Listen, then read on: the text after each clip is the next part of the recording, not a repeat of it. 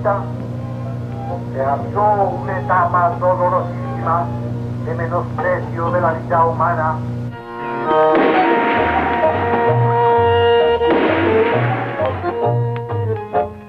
Yo juro por ellos que no los dejaré, pero vosotros tenéis que jurar conmigo lo mismo.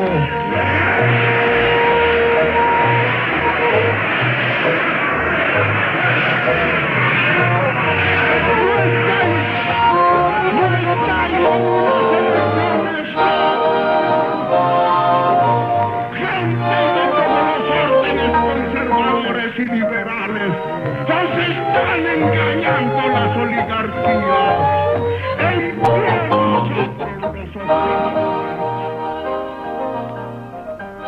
En ese tiempo, el mercado era los domingos. Sí. A la 1 o 2 de la tarde ya había mucha gente borrachos de ambos lados, de ambos partidos. Los conservadores decían, vámonos para Punta Brava al recreo. Allá, bueno, llegaban allá a beber allá. Y ya llegaban los liberales, vamos a Punta Brava al recreo, ya se encontraban. Los unos vían al Partido Liberal y los otros vían al Partido Conservador y iban saliendo a la calle y se agarraban a peinilla, a bajar en plano, filo, en fin, a pelear. Y venía pues que ya apareció un muerto, que ya apareció un herido, que ya apareció uno mochado una mano, que ya apareció otro con tirado ahí y vaciándose ahí debido a las heridas. Esa era una costumbre de ellos. ¿Cómo decir ahora, vámonos para el campo de fútbol que ahora están jugando a las 2 de la tarde? Están en la cancha, están jugando fútbol a las 2 de la tarde. Vamos, y seguro que están jugando, nos gusta eso, vemos el juego.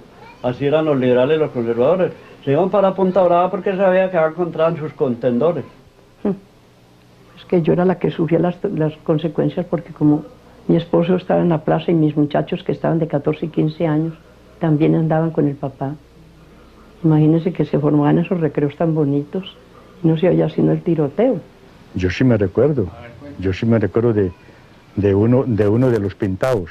Uno de los pintados yo le pegué un peñazo en una pierna le pegué un peñillazo. Cuando ese me salió aquí, entonces yo le cambié aquí la peñilla y se la mandé aquí de revés y se la acomodé en una rodilla. A uno de los pintados, eran de apellido Ruices. Pero ellos eran pintados por esta razón, porque tenían una cosa que les bajaba como un cuero blanco aquí hasta abajo, como de natural. Hubo gente que se le sacaron las balas de las espaldas así con los dedos, se desgranaban porque les hacían disparos con escopetas de fisto, eso les quedaba, no les entraba y entraban a la munición poquitico pegada de la piel, entonces lo desgranaban como desgranando una mazorca de maíz. Eso nos tocó a nosotros hacerlo. Yo me recuerdo, por ejemplo, Horacio, me recuerdo de este señor Arias. Él era dueño de esto aquí. Eso fue todo este programa terreno, todo esto de acá fue destinado a los Arias. Él regaló el terreno aquí para el cementerio. Lo mató Juan Valentino. Le pegó un peñazo desde acá, desde esta parte de acá, le pegó un peñazo y le dio la vuelta hasta aquí así, cortándole acá hasta la nariz. Hasta la nariz, le cortó y lo tuvieron, y la cabeza le quedó como así, como para irse al suelo, lo tuvieron para que amarrar aquí con un pañuelo aquí así. Todo el mundo se encerraba, las familias iban a dormir al monte, eran salpicados de la pica de animales. Como le digo, a mí sí no me quinó, a mí no.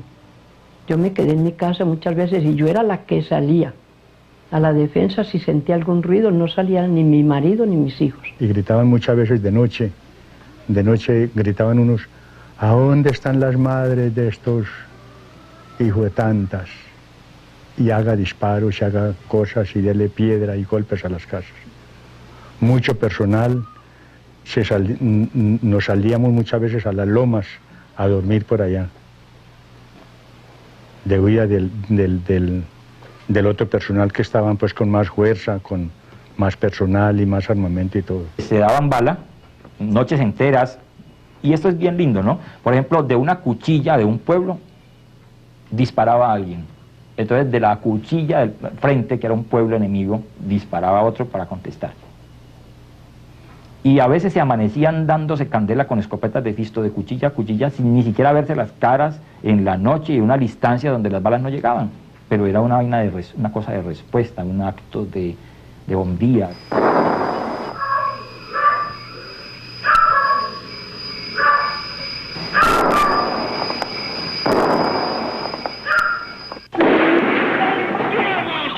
Los oprimidos y engañados de siempre. En pie vosotros los burlados de todas las horas. En pie vosotros los macerados como yo, a quien la fortuna y un divino ser del cual ahora me acuerdo. El 9 de abril de 1948 yo tenía 5 años. Y yo recuerdo, tengo esta imagen, mi madre está cambiando unos peces en un acuario, en ese momento la calle está pues incendiada, no incendiada pues con fuego, sino incendiada en el tumulto, la gritería y tal, acaban de matar a Gaitán. Mi padre llega pues preocupadísimo, pues como viendo el apocalipsis, ¿no? Viendo lo que se viene. El día de la muerte de Gaitán, ese día pues el pueblo se sintió, inmediatamente salió y los conservadores temían pues de que tal vez fueran a ser víctimas por el Partido Liberal por la muerte de Gaitán. Y ya empezaron pues los liberales a enojarse con los conservadores que porque habían matado a Gaitán y que había que acabar con el resto de los conservadores que habían aquí. Los liberales mataron una cantidad de conservadores, entonces el conservatismo se organizó, y reventó en el 49 a matar liberalismo. Y ya el liberalismo, viendo que lo estaban matando en el 49 y 50, ya ellos reaccionaron y organizaron sus chusmas también, y ya en el 53 ya estaban organizados, matando conservadores. Los liberales mataban por unas partes conservadores y los conservadores por liberales.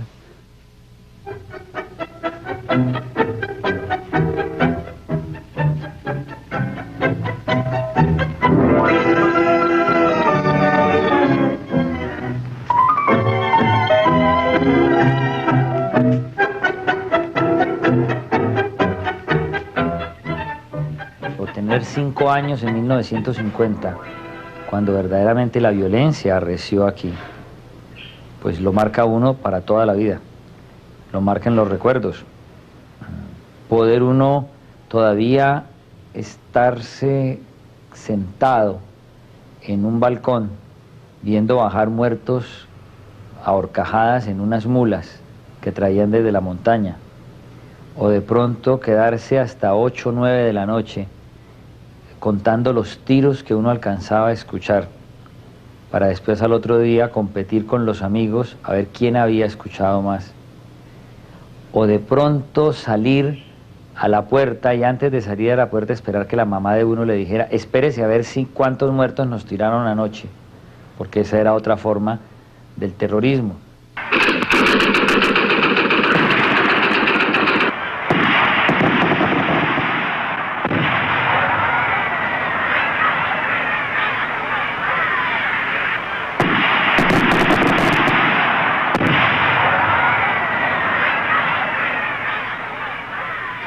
Oiga, y ese día de esa quema, eso sí fue cosa aterradora y miedosa. Betania fue doloroso. A Betania la quemaron. Con Betania acabó la chusma. Y eso se prendía esas casas por debajo y se iban esos balcones enteros al suelo y eso era sería como el juicio al transportador. Todo esto era de balcones, todo. Esto todo ha sido construido nuevo. Todo esto ha sido construido nuevo. Allí está la iglesia, que esa no le pasó nada. La casa cural. Aquella casa fue construida después. Aquella otra casa fue construida. Esa sí estaba ahí. No, era un pueblo maravilloso, era un pueblo sabroso para vivir. Era Betania. Betania era uno de los pueblos que no tenía que desearle malo. Todo el que iba allá se sentía completo porque no se encontraba, allá éramos como hermanos todos. Había una feria que cada 3 meses, y eran unos carnavales de 8 días, juegos de gallos, carreras de caballos, juegos de dado, había corridas de toros. Era un pueblo netamente alegre. Y todo muy bueno porque pues vulgarmente hasta cabaret había.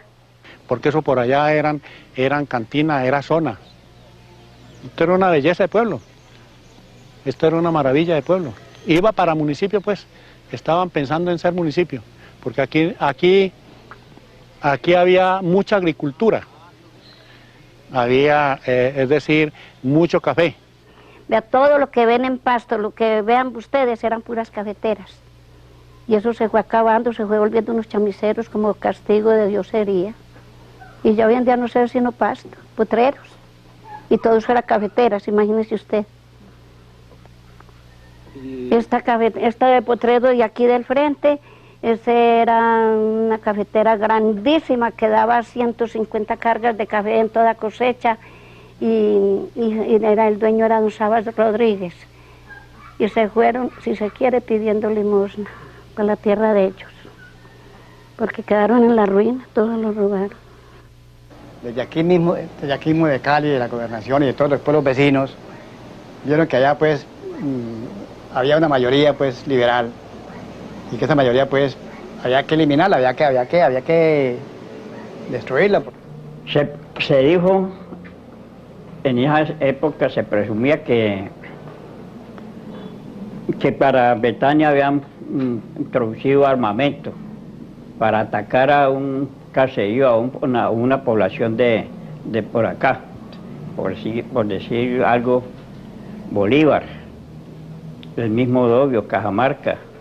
Entonces, las gentes, allá habían por ahí unos 80, unos 100 conservadores. Esos conservadores los hicieron salir y muchos mataron de ellos y el resto se tuvieron que salir.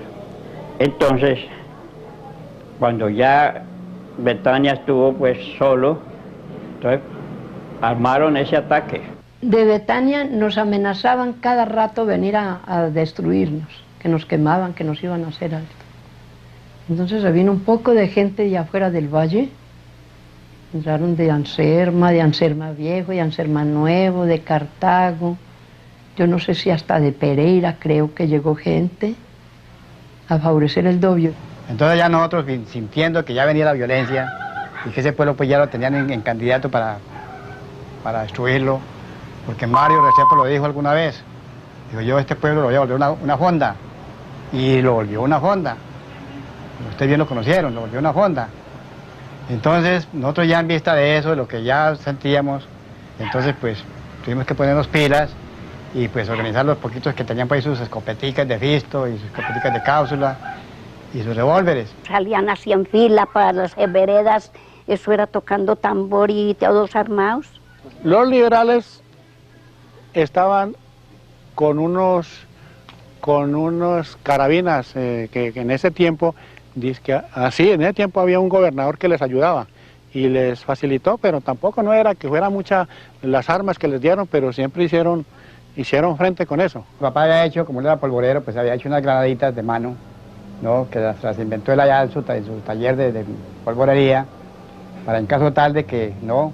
Para dárselo a unos de los más sagaces para esas cosas, para cuando de pronto se entraran a los tumultos, aventarlas. Todos los días entraba gente de las otras partes y esto se fue volviendo así, vean, de gente.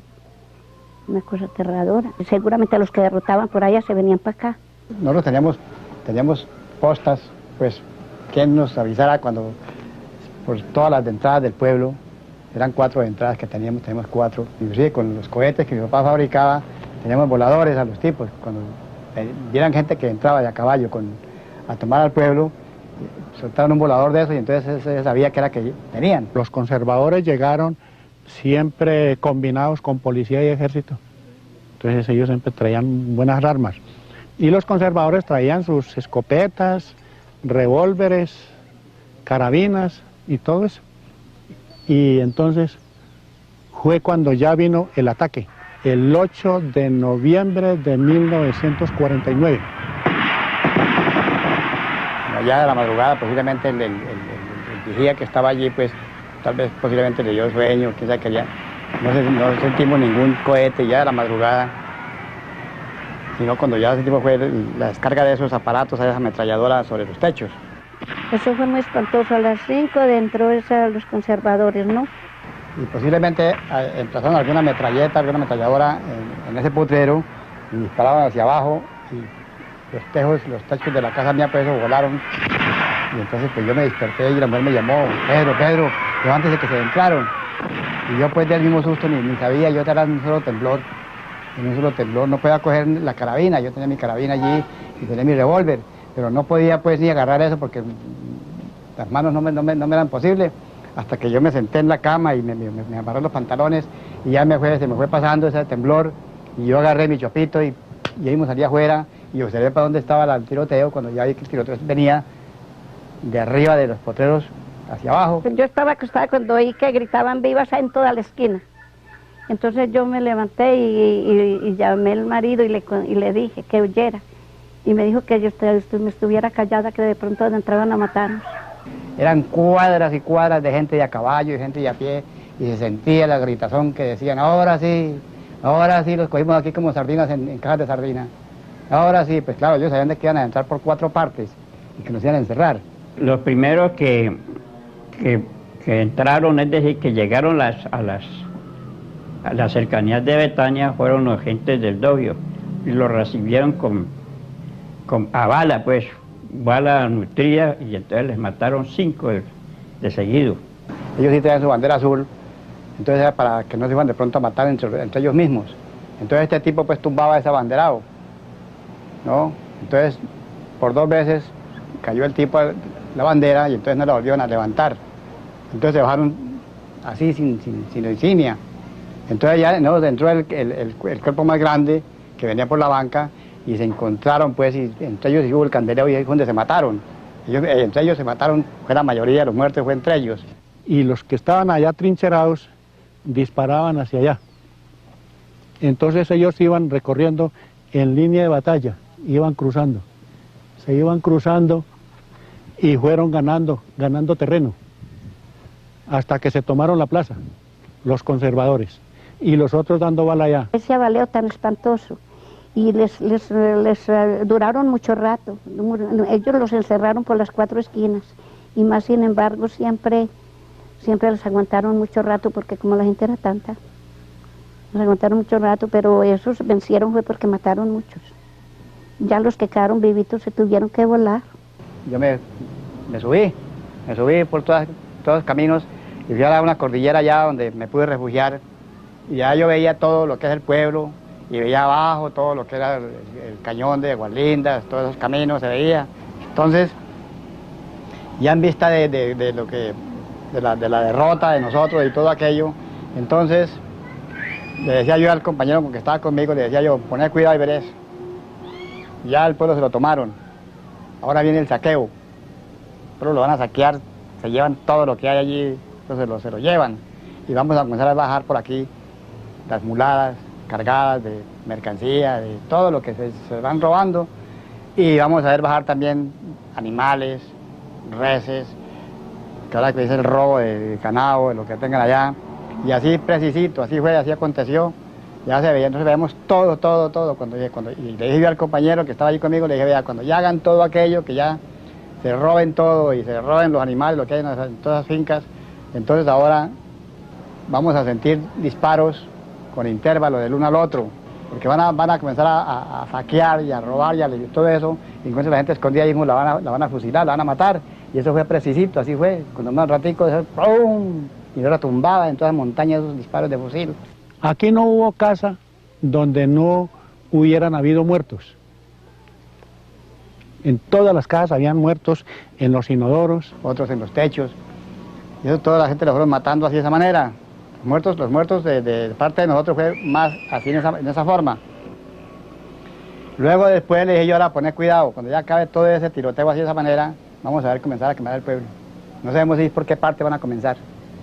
Cuando por allá eso ya tarde, cuando comenzamos a ver que salía un humito, y le dije, mire, allá salió el humito de la casa, están quemando, le metieron candela a la casa de Emilio Ramírez, que era uno de los jefes, un tipo muy preparado.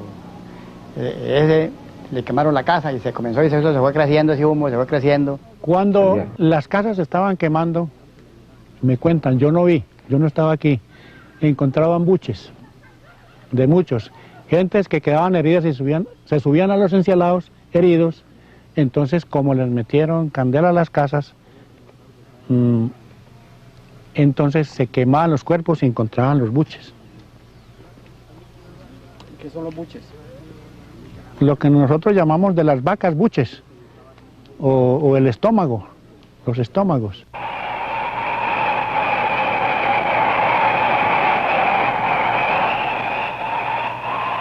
Lo más horrible fue después de que pasó ya la revolución, que ya quedamos aquí tan poquitas, quedamos 2 familias, porque todas 2 estábamos en dieta. En esos días que doña Ermira cogió cama, cogí yo cama también el mismo mes. El mismo mes cogí yo cama, que fue en octubre. Que el mismo mes de octubre fue la quema. Yo le preguntaba a un hombre, porque yo no estaba aquí, ¿cuántos muertos hubieron? Y dije, no, eso no se sabe cuántos muertos hubieron porque eran los muertos en las calles y en los potreros. Ay, Señor bendito, ¿quién sería capaz de contar? Eso era las pilas. Duró ese viejito 2 días cargando muertos para el cementerio en una camilla.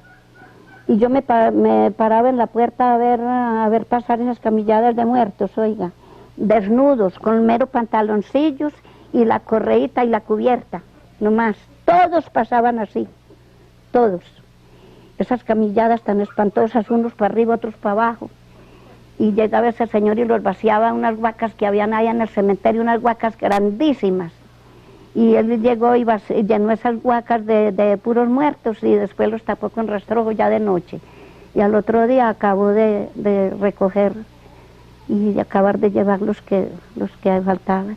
Uno, porque por ahí se quedaron muchos, los comían los gallinazos, oiga. Los marranos, los perros comían cadáveres en los potreros. Y eso era así de marranos y gallinas, esa plaza y esas calles. De arriba, donde pasamos, se veía únicamente un humito por encima del pueblo, y los perros y los animales, los gallos cantaban tristemente y los perros aullaban. Se sentía únicamente ese bullicio de esos animales allá. Y ya todavía chispas de todas esas casas que estaban destruidas, ya quemadas, se movían y echaban todavía chispas de eso y un humito blanco por encima. Muy tristemente se veía eso.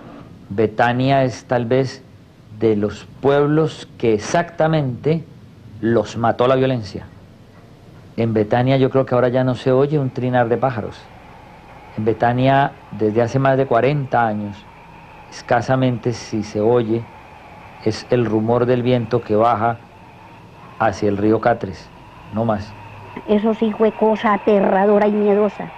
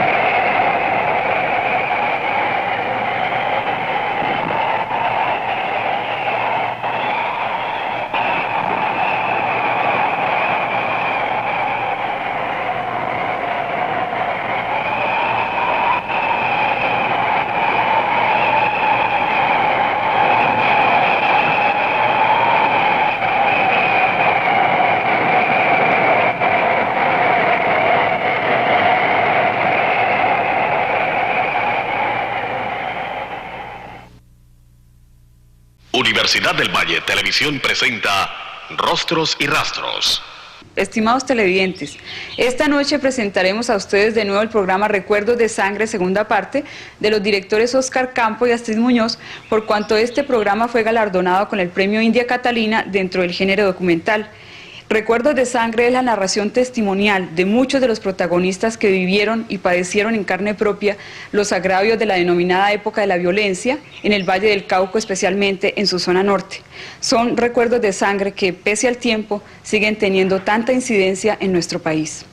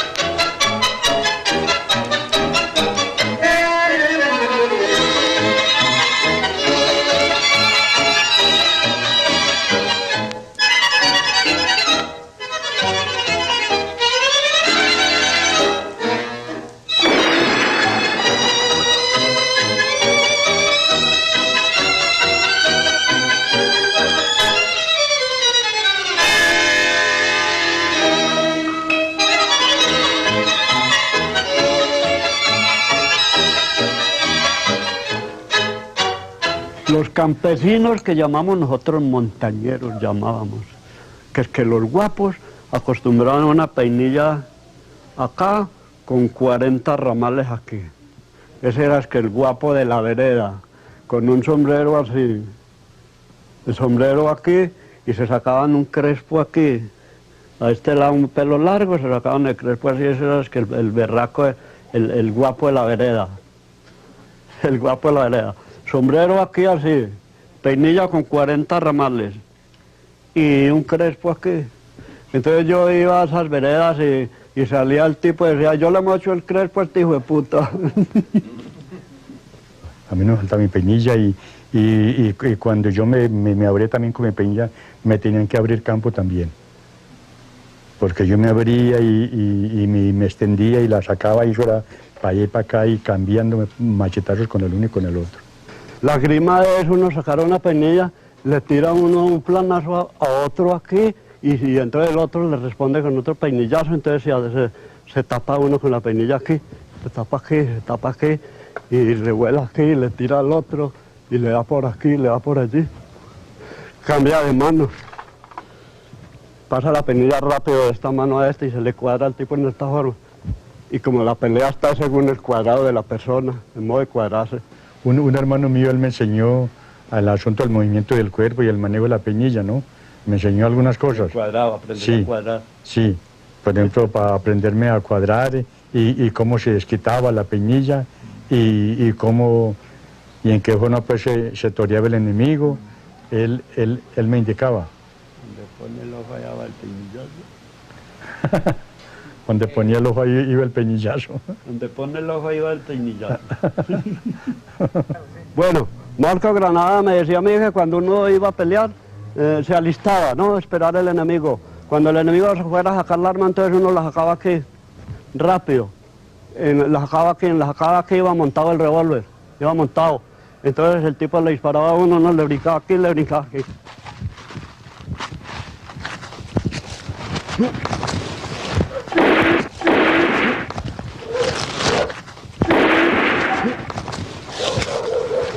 El enemigo allá uno le ponía que arriba, tiro que no se pierde.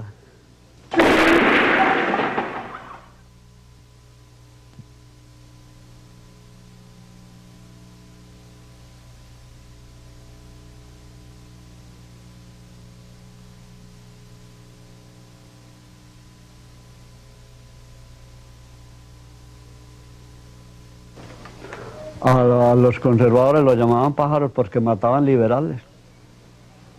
A los conservadores les decían pájaros porque mataban liberales y por los que eran sectarios. Los que éramos sectarios, porque a mí también me tildaban de pájaro. Y a los liberales les decíamos nosotros los bandoleros. Los conservadores éramos los pájaros y los liberales los bandoleros. La noción de pájaros es una noción despectiva vallecaucana de muchísimo tiempo.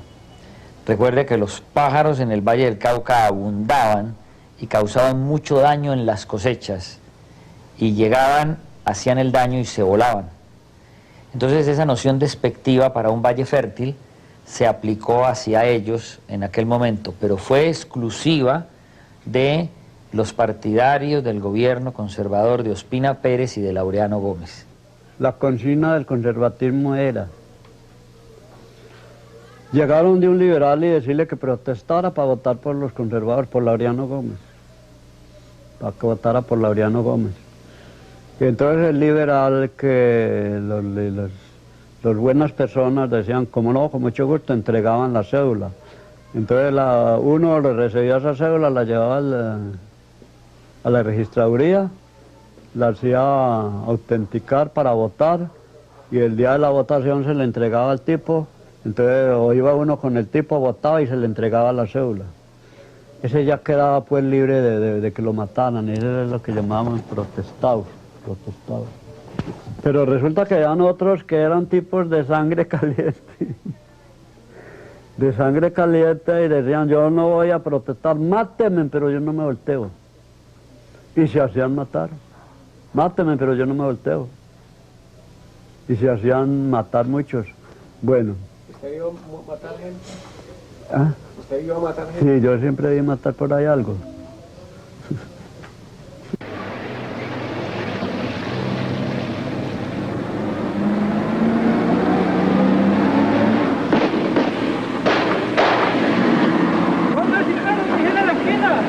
¡Por allá! ¡Bajen toda la torta! ¡Viva el Castillo del Salvador! Que ellos se recogían en grupos y andaban de casa en casa, de vereda en vereda, andaban de noche, ¿no? asesinando a los que estaban en las casas. Y llegaban donde un niño y si era de meterle candela a la casa, le metían candela a la casa. Y mataban los niños y mataban los padres de los niños y todo. Y las señoras, muchas que estaban en un estado interesantes, las rajaban. Y otras las violaban y después de que las violaban las mataban. Se paraban encima de los cadáveres y gritaban que viva Cristo Rey, viva la religión católica.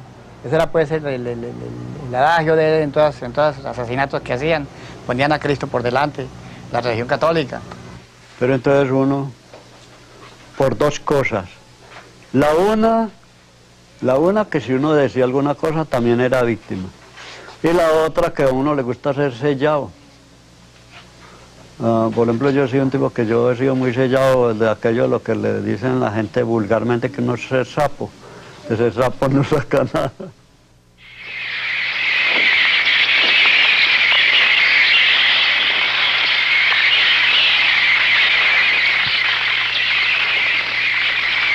Ellos mismos se bautizaron, se apodaban con remoquetes de pájaro azul, pájaro verde, pájaro loco y así. Y en esa violencia que se dice conservadora participaron muchos liberales, como la que llamaba Lamparilla. Pues era un hombre que dice que había sido muy buena persona, pero como vino la violencia, a todo el mundo le dieron los muertos al barrer, pues parece que se dañó, le dieron todas las garantías de matar y no ir a la cárcel, y sabe que uno le tiene miedo a la cárcel. Él era como, sí, era, más que todo era ladrón, rata pues.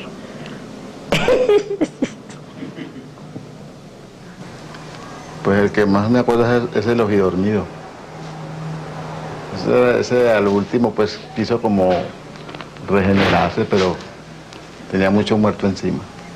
Le decían el ojidormido porque toda hora miraba a uno, era así como que estuviera solo dormido. Marco Granada fue un hombre, era muy sanguinario y fue un hombre muy guapo que el Marco Granada se emborrachaba y se regaba con un cuchillo, un revólver a bala y peleaba con 20, 30 policías y a él no le decían nada. A él no lo tocaban. Y yo pues, me imagino que Marco Granada tenía algún secreto, porque Marco Granada era un tipo del mismo cuerpo mío, igual a mí de alto, igual de grueso, y él cuando se toreaba, que se regaba con un cuchillo a dar bala, se ponía bajitico y estiraba la gaita, una gaita regotota. Inclusive yo tengo ahí la foto de él. Se podría decir que hay una confluencia de componentes que hacen especialmente violenta la violencia colombiana. Es decir, no solamente es una violencia de muertos, es una violencia de lujos en la muerte. Es decir, los violentos se dan lujos y practican ciertas formas refinadas. Hay un refinamiento y hay un regodeo en la crueldad. El famoso corte de franela era que los mataban y después cogían y les abrían aquí. Encontramos varios y la lengua se la pasaban por aquí y la sacaban aquí. Había muertos que encontramos con el miembro cortado. Se lo han metido por detrás. Bueno, el corte de franela era que le mochaban la cabeza aquí y le mochaban la cabeza aquí bajita y entonces le cortaban un pie por la rodilla y se la metían aquí por el cuello de para abajo, por el tragadero, que es que corte remachador. Ese era el corte remachador. No, y en muchas partes en la violencia también ocurrió de que cortaban la cabeza cortaban la cabeza de varios tipos, así, fuera conservador, fuera liberal, le cortaron la cabeza a varios y las ponían la cabeza en los horcones de los alambrados. Entonces, ¿no? Ahí iba uno y se encontraba una cabeza ya con los dientes pelados ahí doblada, ¿no? Y ya no se sabía ni de quién era la cabeza porque estaba totica desfigurada y desangrada completamente. Hay un componente altísimamente religioso en la idea de que el muerto está recordando después, tal vez su alma, lo que hicieron con él. Es decir, se le hace al muerto, más allá de la muerte física, cosas que el que lo está haciendo supone que el muerto va a recordar. Yo tenía un primo que era sacerdote, él era conservador bastante sectario también. Y me decía, Horacio, yo sé que vos sos muy templado, que vos has matado a muchos liberales, Dios te bendiga, que la Virgen del Carmen te favorezca, Horacio. Y él era bien... Entonces yo no sé por qué un sacerdote le dice esas cosas a uno. Por algo, ¿cierto? Porque hay motivos. Y yo no sé, cada cual con su pensamiento, con su pensar. Yo digo que matar a otro no es pecado, según el motivo. Si yo lo voy a matar a usted por gusto, si debe ser un crimen muy grande, ¿no es cierto? Pero si usted me hace una ofensa a mí bien grande y yo lo mato por eso, yo creo que no es pecado. Si uno no mataba al liberal, el liberal sí lo mataba a uno en ese tiempo, por el sectarismo político en ambos partidos. Entonces uno decía, uno se veía al medio de otros liberales bien peligrosos, uno decía, muerto mi padre, muerto yo, que se muera mi padre que es más viejo. Entonces uno salía adelante. Lucifer en el cielo llamaban Luzbel, el ángel más querido del Señor, de Jesucristo. Y por aquello de la contemplación, de que era lo más querido, quiso tomarse el trono, sacar a Chucho de ahí y apoderarse de él. Entonces se rebeló contra él y lo quiso sacar y se cuentió otros ángeles para que lo acompañaran. Entonces San Miguel y los ángeles buenos se fueron contra los ángeles malos, que fue ordenado por Dios, y los sacaron del cielo precipitándolos al infierno. Entonces Luzbel es Lucifer. Entonces, si eso pasó en el cielo, donde está todo lo más grande, lo más poderoso, ¿qué no pasará aquí en este terrón de tierra donde no hay sino maldad? Bueno, el rey Herodes no consentía de que naciera un Jesucristo, que viniera un nuevo redentor al mundo.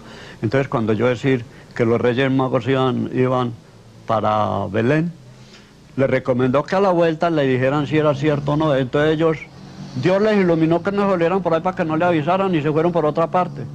Entonces él se llenó de ira y mandó matar todos los niños menores de 1 año para que cayera en Jesucristo.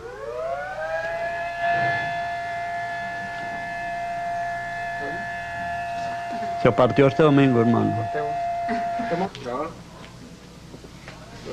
Bueno, entonces el rey Herodes tenía sus ejércitos para perseguir los cristianos. Entonces los israelitas organizaron los ejércitos para perseguir los de Herodes. Entonces hubieron encuentros, hubieron muertos. Los israelitas siendo tan católicos que a todos estaban con Dios y que Dios los guiaba para toda parte porque a ellos les recaía el Espíritu Santo. Entonces, más sin embargo, siendo así y siguiendo la religión de Cristo, por el camino de la legalidad, por el camino bueno, mataban los ejércitos de Herodes. Mataban los ejércitos de Herodes, pero ellos los mataban porque eran perseguidos por ellos. Había un motivo. Entonces yo digo, de acuerdo a todas esas cosas, yo digo, un tipo que me haga a mí un motivo bien grande, yo lo voy a matar y sé que lo va a matar y que no voy a pecar porque tengo mi motivo grande. ¿Y los liberales eran como el ejército de Herodes? Pues más o menos. Era el ejército de Herodes y de Alfonso López. En aquella época teníamos unos procesos religiosos y sexuales que obligaban a la gente a estallar en el acto de violencia. Ahora tenemos unos problemas económicos y de presunta lealtad, que son los que obligan a estallar en el acto de violencia. La sevicia se hacía más notoria entonces, pero se hacía notoria por un proceso sexual de retención a que la sociedad estaba sometida desde los púlpitos. Era una sociedad pacata.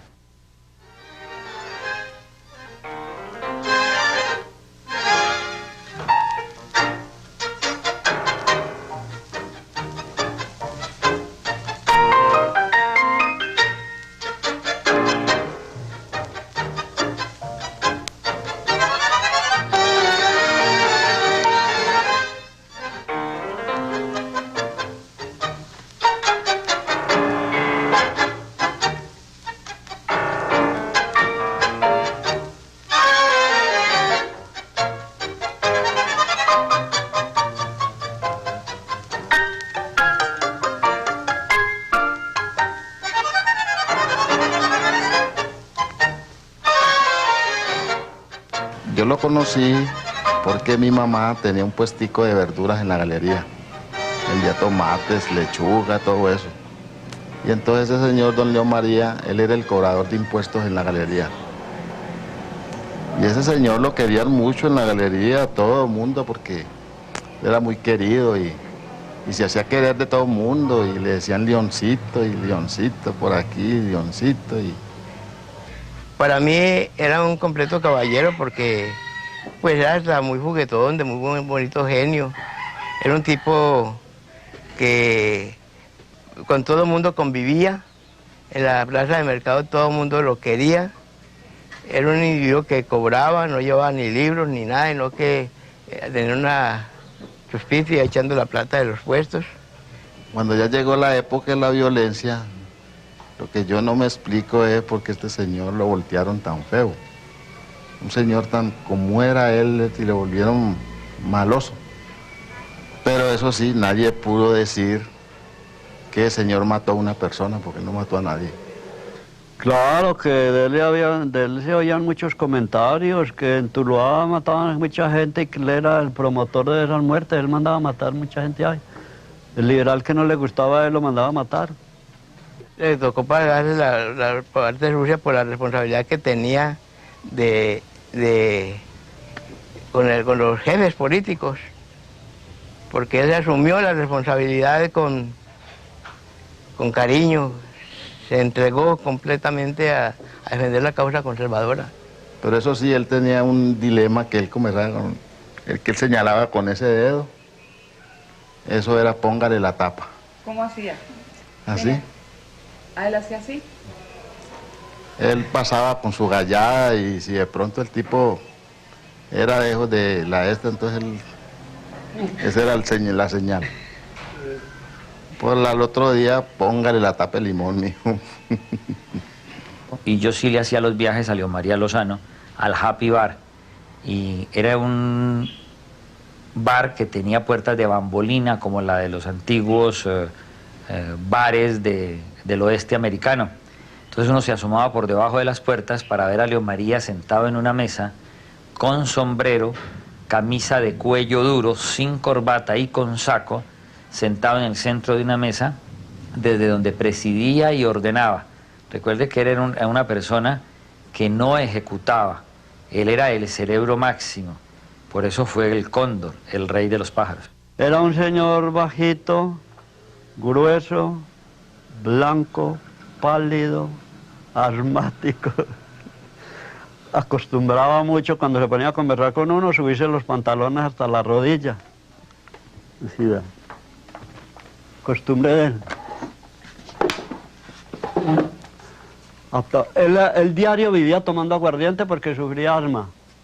Y se ponía a charlar con uno y tenía esta costumbre, este vicio, era un vicio de él. Así.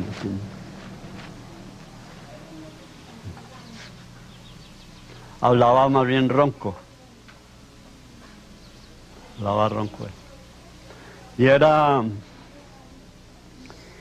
un hombre muy, era como le dijera yo, muy ley seca, lo que dijeran nada más. Él decía, hay que hacer esto, y si usted decía, no, no hagamos esto, ya se enojaba con usted. Lo que él dijera nada más, autoritario.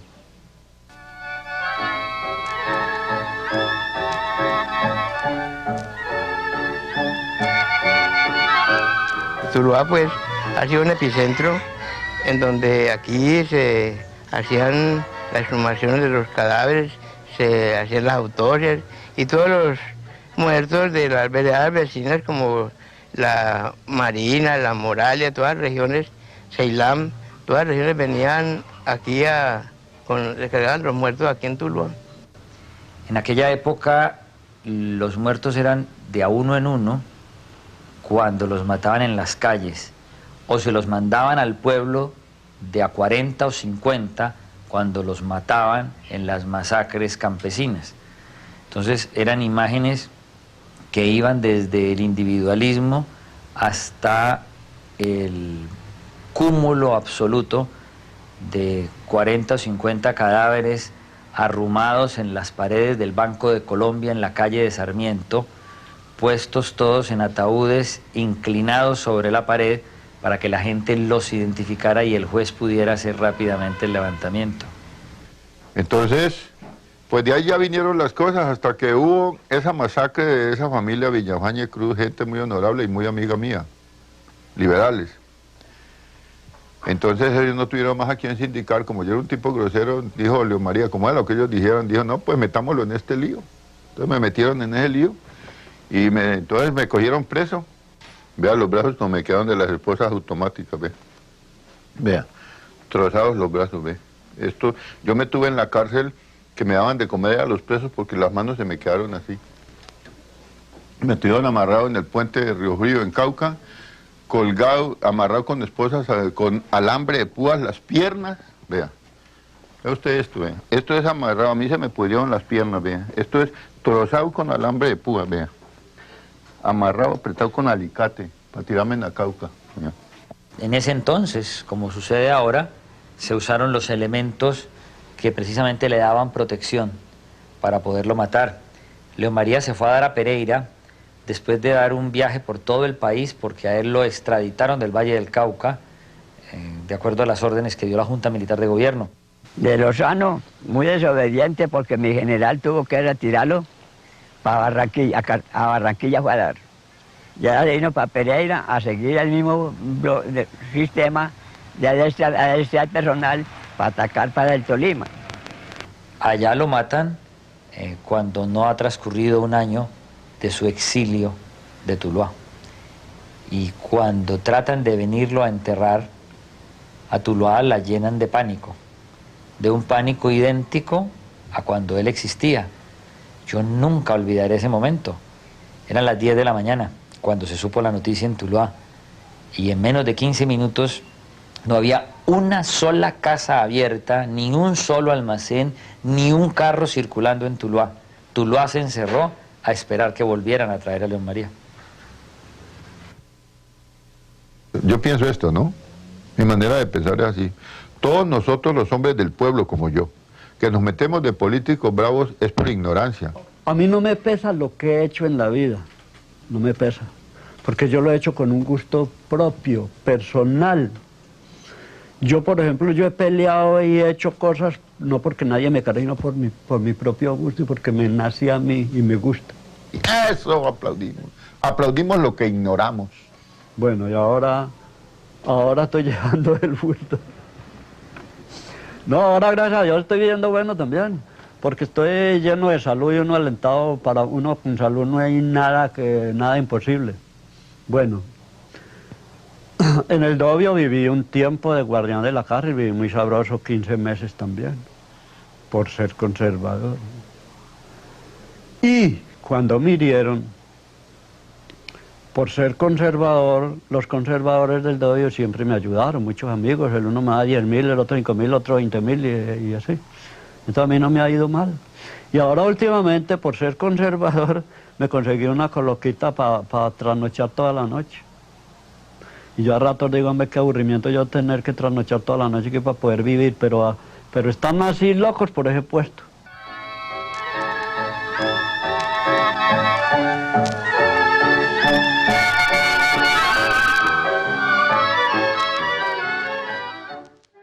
Universidad del Valle Televisión presentó Rostros y Rastros, con el patrocinio de Propal,